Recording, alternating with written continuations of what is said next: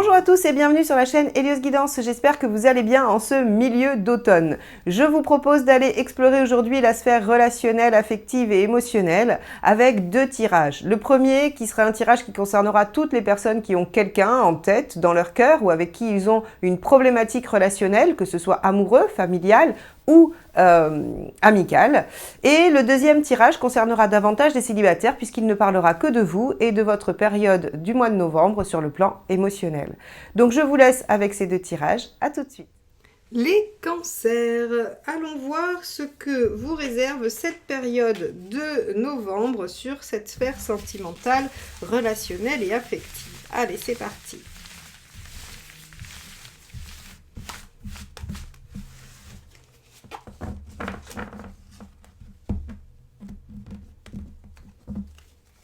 Alors, hop, ce sera celle-ci. L'étoile inversée. Alors, avec l'étoile inversée, vous allez avoir cette notion d'effort récompensé. C'est assez significatif avec l'étoile inversée que si vous mettez des choses en œuvre, si vous faites des efforts pour obtenir un résultat auquel vous rêvez, j'ai presque envie de dire, ou en tout cas qui est un résultat espéré, attendu, que vous avez, voilà, de quelque chose que vous attendez de l'univers, eh bien, il vous sera donné. La seule différence, en fait, avec l'étoile à l'endroit, c'est que ça arrive, avec l'étoile à l'endroit, ça arrive de façon un peu spontanée, ça arrive presque tout seul, ou en tout cas, c'est une opportunité qui vous est donnée. Avec l'étoile inversée, on a la même joie, le même plaisir, mais c'est le fruit de vos efforts et de ce que vous avez mis en place. Donc, on va voir comment ça va se déployer dans le tirage relationnel. Allez. Donc, quel est l'état d'esprit du partenaire pour vous, les cancers ?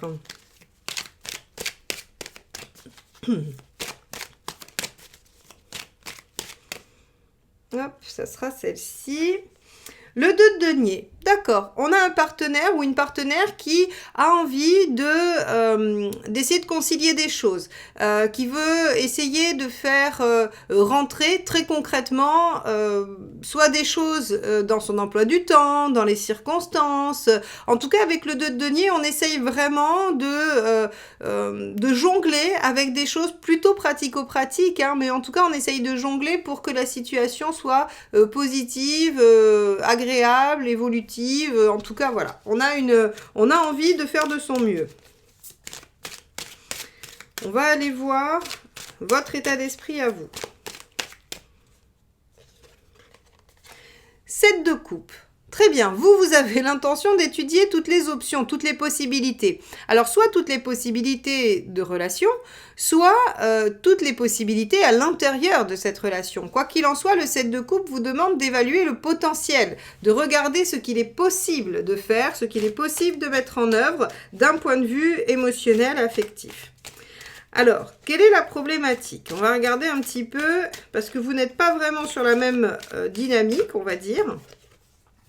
Et ouais, 9 de bâton. Hein. Le problème, c'est le fait de... Alors, justement, 9 de bâton, la problématique, c'est qu'il n'y a pas d'effort de fait. Ou en tout cas, c'est l'enjeu. Hein. Les efforts à faire, les efforts nécessaires sont l'enjeu de la situation. Je pense que le ou la partenaire est en train de faire des efforts et que vous essayez peut-être de chercher un échappatoire. À voir. Quel est le conseil ?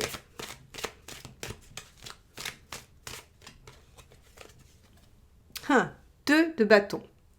Dialogue.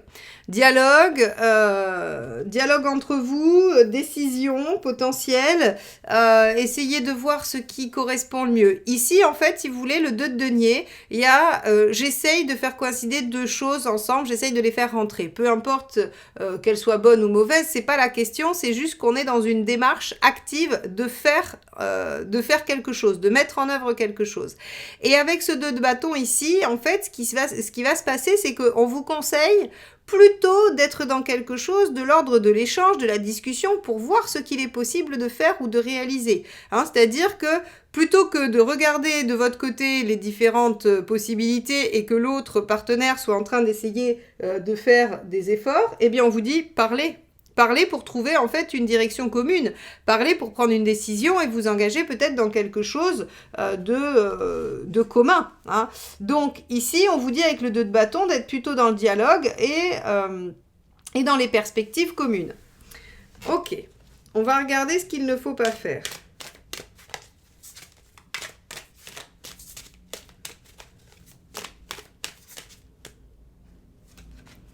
« 10 de bâton ». Et oui, continuer à porter les choses et probablement à souffrir ou en tout cas à peiner avec ces choses-là. Alors que ce soit des difficultés pratiques, matérielles, émotionnelles, peu importe. Hein. Ici, on vous dit qu'il faut absolument arrêter de porter les choses. Il faut déposer le fardeau hein, parce que si vous essayez de tenir, eh bien, ça ne va pas fonctionner. Donc, je pense qu'il y a des problématiques dans votre relation, dans cette relation, encore une fois, hein, qu'elle soit amicale, familiale ou amoureuse, il y a des problématiques par rapport à ce que l'autre pourrait faire comme effort. Et on n'arrive pas trop bien à se mettre d'accord là-dessus, ou en tout cas, on est chacun dans sa, dans sa vision des choses, avec un partenaire qui a l'impression de faire de son mieux, mais finalement ne fait que jongler, et donc on n'est pas dans une satisfaction, et vous qui êtes en train de vous poser des questions sur quelle est la meilleure option, quelle est celle qui va receler le plus de potentiel. Rester, partir, développer tel ou tel projet ou non, enfin voilà, hein, voyez un petit peu tout ce qui pourrait se présenter comme possibilité. Alors on vous dit, le mieux encore, hein, c'est pas de rester avec ce que chacun porte et de souffrir et d'avoir l'impression de faire tous les efforts de son côté, c'est de discuter sur vers quoi vous voulez aller ensemble. Hein. Quel est votre objectif? Qu'est-ce que vous voulez mettre en œuvre tous les deux pour pouvoir justement œuvrer dans ce sens-là? On va aller voir l'intention du partenaire.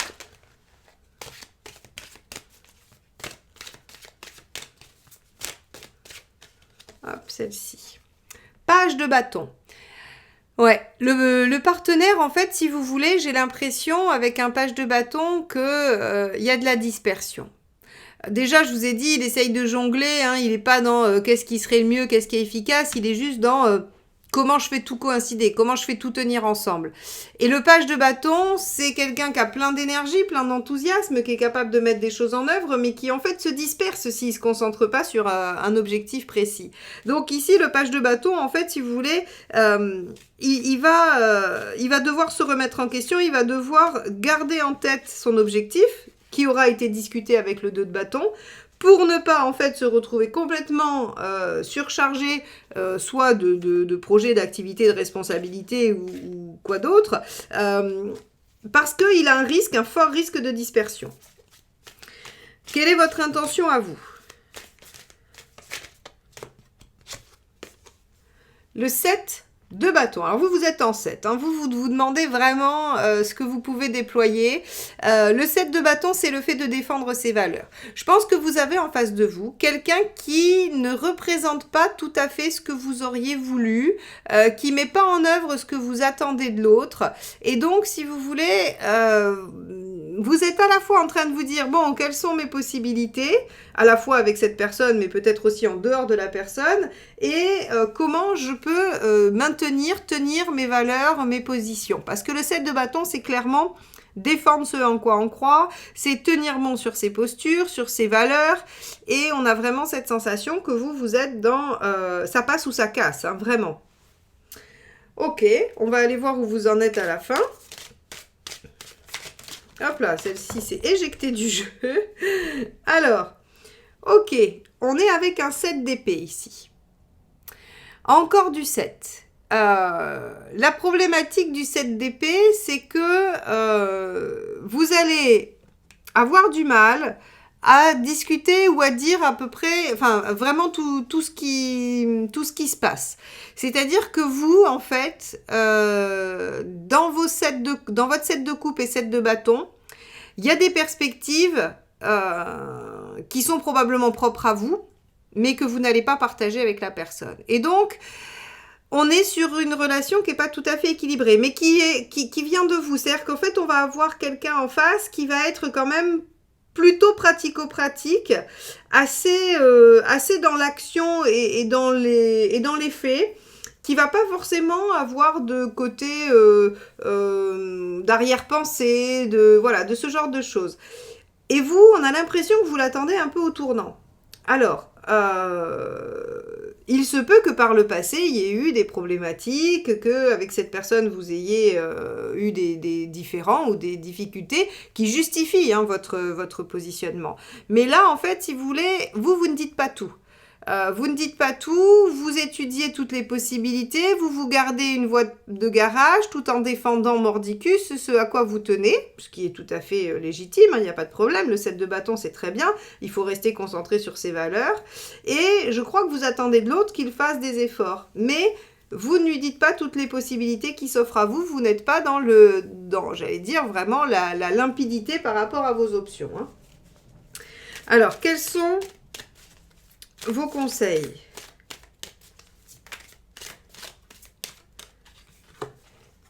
Cinq de coupe. Acceptez de lâcher des choses auxquelles vous tenez pour aller vers d'autres qui vous seront bien meilleures.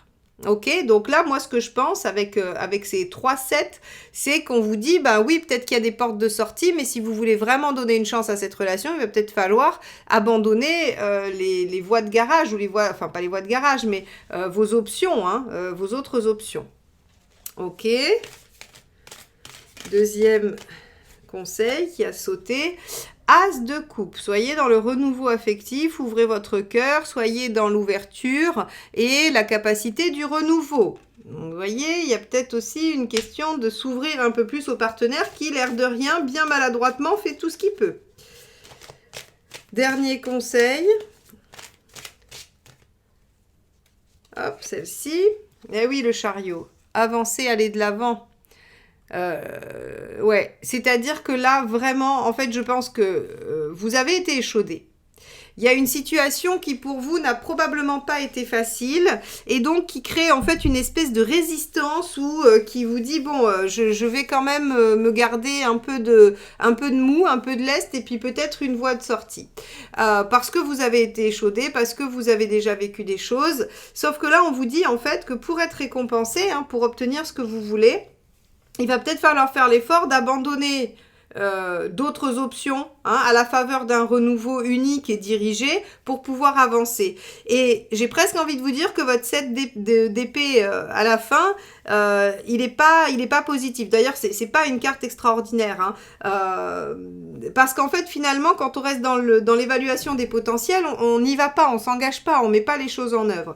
Donc, essayez vraiment de voir en fait comment vous pourriez faire des efforts au même titre que l'autre partenaire, tout en discutant pour aller dans la même direction. Plutôt que chacun reste un peu dans son coin à essayer de faire marcher les choses tout en portant beaucoup de peine, beaucoup de peur, beaucoup de difficultés. Et l'autre, hein, le partenaire, lui, va avoir beaucoup d'énergie, mais va se disperser parce qu'il ne sait pas trop bien comment faire tenir les choses.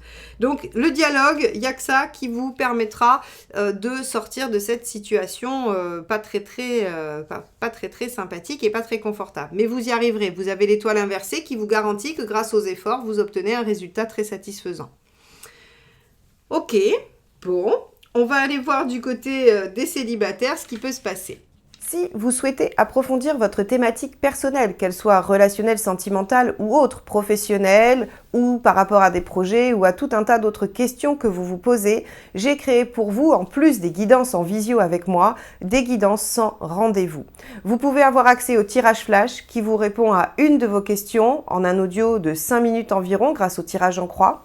Vous avez la guidance audio qui traite une thématique un peu plus en profondeur sur un audio de 10-15 minutes où je vais poser plusieurs questions, réaliser plusieurs tirages afin de vous apporter l'éclairage nécessaire.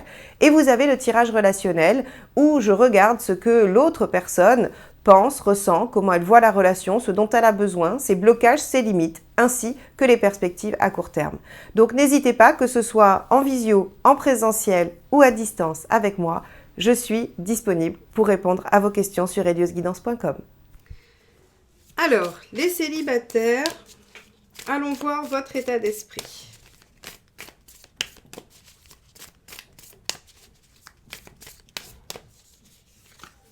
Le soleil, très bien.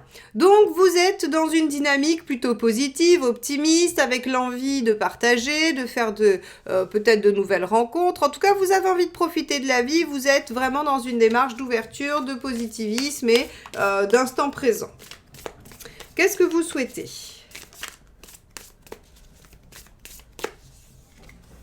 8 de coupe, partir en quête de ce qui vous rendra heureux, de votre idéal, de votre bonheur. Hein. Donc effectivement, là, on va avoir une démarche plutôt dirigée vers votre épanouissement, votre bien-être, voilà, le bonheur, hein, le bonheur affectif et émotionnel. Alors, qu'est-ce qui pourrait gêner? Qu'est-ce qui pourrait entraver ça? Ah, j'en ai deux. Regardez, elles étaient collées. Bon, on va les garder, hein, puisqu'elles sont venues toutes les deux. Le hiérophante et le 5 de bâton. Alors, c'est du 5. Hein, vous voyez, c'est assez rigolo parce que le 5, c'est l'ambivalence. C'est le moment charnière où vous hésitez entre rester dans ce qui est stable et sécure, bien que imparfait, le 4, ou aller vers le 6, la bataille, la transition et l'évolution. Donc ici, en fait, on voit que ce qui pourrait vous jouer des tours, c'est cette notion, en fait, de pas trop bien savoir si vous avez vraiment envie d'aller de l'avant ou si vous avez envie de rester. C'est assez étonnant, mais vous pourriez souffrir effectivement d'une forme d'ambivalence. Alors, effectivement, ce que ça va vous demander, cette attitude de 8 de coupe, c'est de vous lancer dans le vide. C'est d'accepter que vous n'allez pas pouvoir savoir ce qui va se passer et ça demande une certaine prise de risque que vous allez devoir prendre. Et vous allez probablement osciller entre je me lance et je me lance pas. Bon, on va regarder ce qu'il faudrait faire.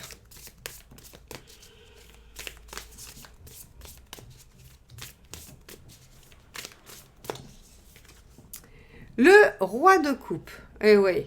En fait, le roi de coupe, il vous dit de ne pas vous prendre la tête, d'être dans le plaisir. Donc, en gros, si vous voulez, vous avez un état d'esprit, le soleil, et en même temps, j'ai l'impression que votre état d'esprit, il est plutôt léger, assez fluide, mais que le 8 de coupe, il vous met une certaine pression. Et là, ce qu'on vous dit, et que cette certaine pression, finalement, elle vous fait douter de votre capacité peut-être à le mettre en œuvre, à le réaliser. Voilà. Donc, en fait, si vous voulez, on va avoir une oscillation entre j'ai envie de me laisser aller à la joie, au plaisir, à l'instant présent, et en même temps, comme je veux atteindre mon idéal, peut-être que c'est pas la bonne solution. Hein, vous voyez? Mais le roi de coupe vous conseille de ne pas vous soucier, d'être dans quelque chose de plaisant, de ludique, de léger, qu'il faut profiter. Voilà. Le roi de coupe, c'est vraiment celui qui profite de ses 5 sens, il se fait plaisir, il doute pas, il se questionne pas, donc il est vraiment très en lien avec le soleil, hein, sur l'état d'esprit. On va regarder où vous en êtes à court terme, enfin ce que ça donne à court terme.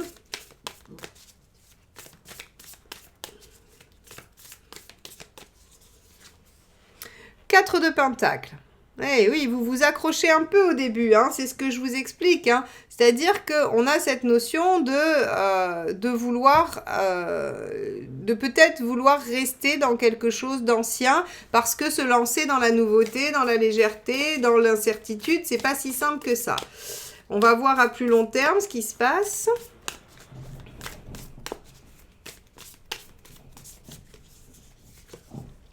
Le 7 d'épée. Alors c'est rigolo parce que c'était aussi la carte qui finissait le tirage des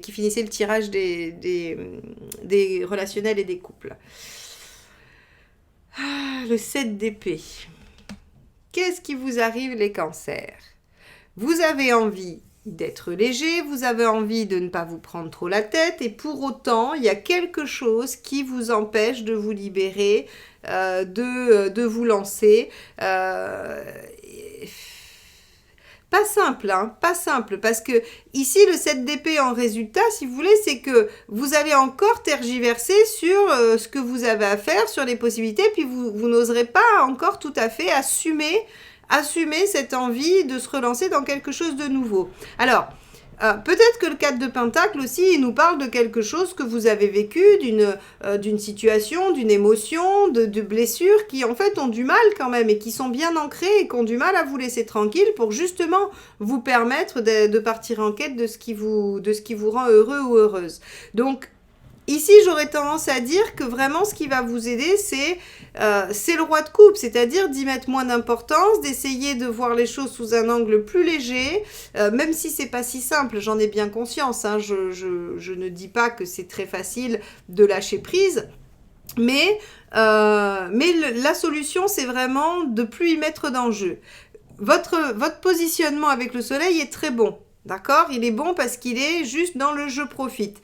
La volonté du 8 de coupe, elle, il y a quand même un objectif et donc ça peut vous mettre la pression, ce qui peut justifier tout ça. Et que du coup, ben, comme il y a une pression, il y a des doutes, il y a des craintes et donc est-ce qu'on va y arriver? Est-ce qu'on va pouvoir mettre les choses en place? Et puis en même temps, ben, on a l'histoire qui fait que on a déjà pris quelques gamelles, donc on n'a pas très envie et on est méfiant.